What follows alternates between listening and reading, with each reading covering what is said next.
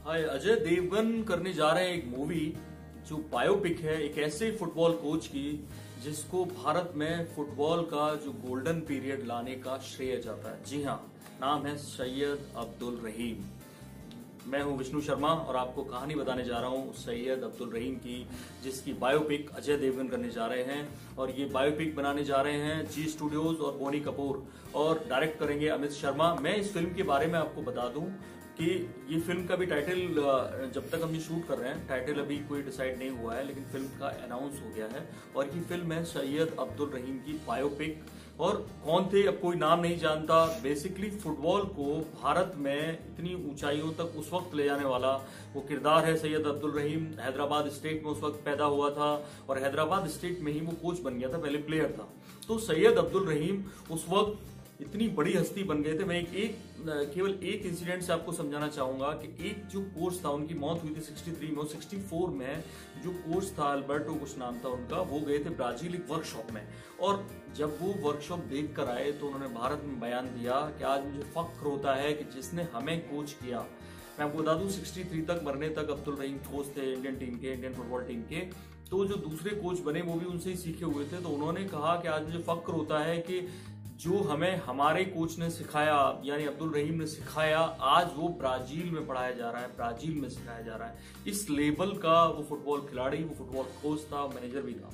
मैं आपको बताऊं अजय देवगन उसका रोल करेंगे, और क्योंकि कोच का रोल है तो मैं उनकी पूरी कहानी बता देना चाहता हूं कि उपलब्धियां क्या हैं उस बंदे के नाम। उपलब्धियां ये है कि 50 से लेके 63 तक वो कोच रहा इंडियन टीम का, और उस दौरान इंडियन फुटबॉल टीम ने क्या क्या किया ये आप जान के हैरान हो जाएंगे। 51 में एशियन गेम्स उसका गोल्ड जीता, उसके बाद 62 में जकार्ता में हुए एशियन गेम्स उसमें जीता, और उसका फाइनल बहुत जबरदस्त, लाखों की भीड़ थी उस वक्त 62 में। आप पूरी कहानी साउथ कोरिया की टीम को हराया था और बहुत जबरदस्त मैच हुआ था वो। और उसके बाद आप सोचिए कितने साल तक कोई बंदा कोच रहता है। फिर ओलंपिक की बात करते हैं, 1956 के जो ओलंपिक हुए थे मेलबॉर्न में, वहां इंडियन टीम ने बहुत दमदारी से अपने आप को रखा और उस वक्त वो सेमीफाइनल में पहुंची। ये अब तक का फुटबॉल के फील्ड में इंडिया की टीम का सबसे बड़ा जो बेस्ट मूवमेंट है। उसके बाद इस तरह का कोई मूवमेंट आया नहीं।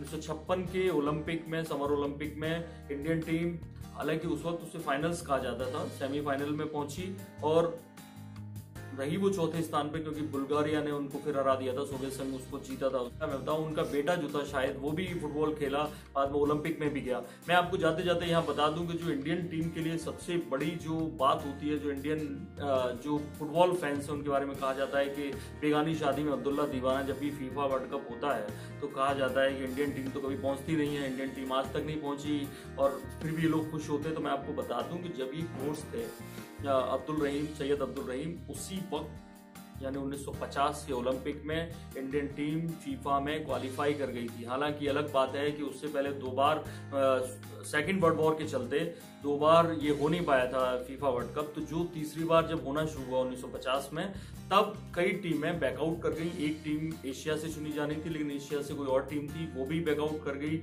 वो भी नहीं आई उसमें भाग लिया। तब इंडियन टीम को मौका मिला। लेकिन बड़ी दिलचस्प बात यह है कि आखिरी समय में भारतीय सरकार ने टीम को वहां भेजने से मना कर दिया। 2 वजह बताई जाती है, क्लियर वजह किसी को पता नहीं। किसी ने कहा कि बहुत खर्च हो रहा था, इसलिए इंडिया उस वक्त आजाद ही हुआ था, इसलिए उसने उस वक्त टीम को नहीं भेजा। कोई कहता है कि उस वक्त नियम आ गया था कि अब जो फुटबॉल खिलाड़ी हैं वो अब जूते पहन के खेलेंगे, और इंडियन टीम को जूते पहन के खेलने की आदत नहीं थी। है ना काफी दिलचस्प कहानी। अब ये दिलचस्प कहानी में और सारे किरदार होंगे। उस वक्त क्या क्या परेशानियां आई अब्दुल रहीम को, क्या उनकी लव लाइफ थी, कैसे उन्होंने ट्रेन किया, कैसे 2 बार एशियन गोल्ड जिताए, कैसे भारत को ओलंपिक की एक तरह से फाइनल्स में पहुंचाया, कैसे ये काम उन्होंने तब तक किया, यानी 63 तक, जब तक उनकी कैंसर से मौत नहीं हो गई, तब तक उन्होंने फुटबॉल को कि गोल्डन पीरियड, भारत को फुटबॉल का गोल्डन पीरियड दिया। वो आज भी गोल्डन पीरियड के तौर पे जाना जाता है। उस तरह की उपलब्धियां फुटबॉल में आज तक भारत को नहीं मिली। इस तरह का कोच आज भी चाहिए, और उसकी बायोपिक आ रही है तो आप जरूर देखिएगा। इस तरह की और तमाम कहानियां, दिलचस्प जानकारी आपके लिए लाते रहेंगे। आप देखते रहिए, सब्सक्राइब करिए हमारा यूट्यूब चैनल इन खबर। Thank you.